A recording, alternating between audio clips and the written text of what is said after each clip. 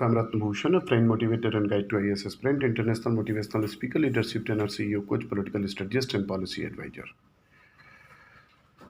Current affairs program for the dedicated students. Listening is very powerful. Listening is very powerful.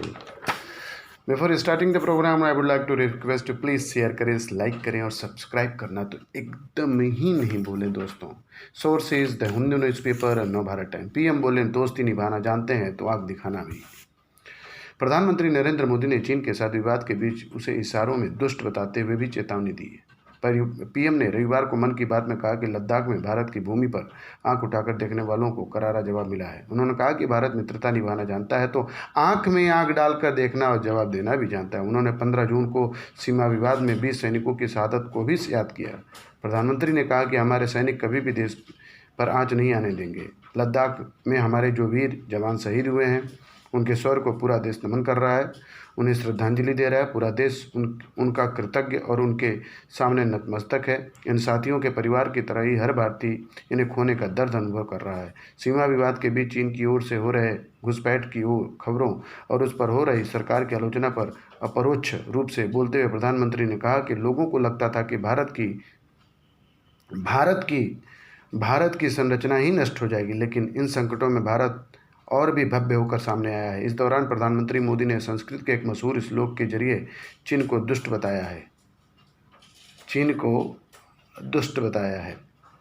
Donation पर लग सकती है लगाम. चीन संगठनों से देश के कई संस्थाओं को डोनेशन की खबरों पर विवाद के बीच सरकार इस दिशा में ठोस कदम उठा सकती है. सरकार का मानना है कि यह चीन के प्रोपेगेंडा प्लान हो सकता है. अब आगे चीन की ओर से आसानी से फंड या डोनेशन नहीं आए, इसके लिए सरकार कुछ जरूरी संशोधन कर सकती है. सूत्रों के अनुसार सरकार नियम बना सकती है कि किन देशों को रियायत मिल सकती है और किन्हें कड़ी निगरानी में गुजरना होगा. चीन को ऐसे देशों में शामिल किया जा सकता है. चीन के मार्शल आर्ट के जवाब में भारतीय सेना के घातक तैयार. पूर्वी लद्दाख में एलएसी पर तनाव के बीच चीन तिब्बत में अपनी सैनिकों को ट्रेनिंग के लिए मार्शल आर्ट ट्रेनिंग भेज रहा है. 15 जून से पहले भी चीन ने मार्शल आर्ट लड़ाकों को तिब्बत भेजा था.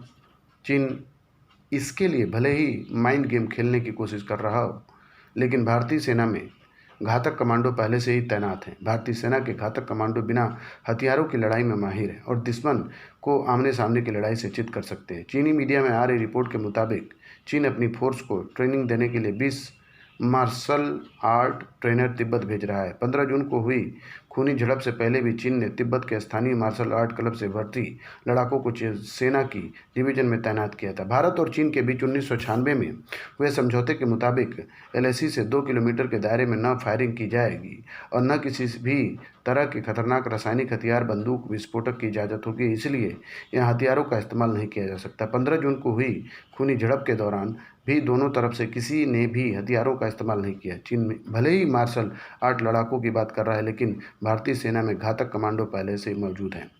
सेना की हर यूनिट में घातक कमांडो होते हैं जो बिना हथियार के भी लड़ाई में माहिर होते हैं.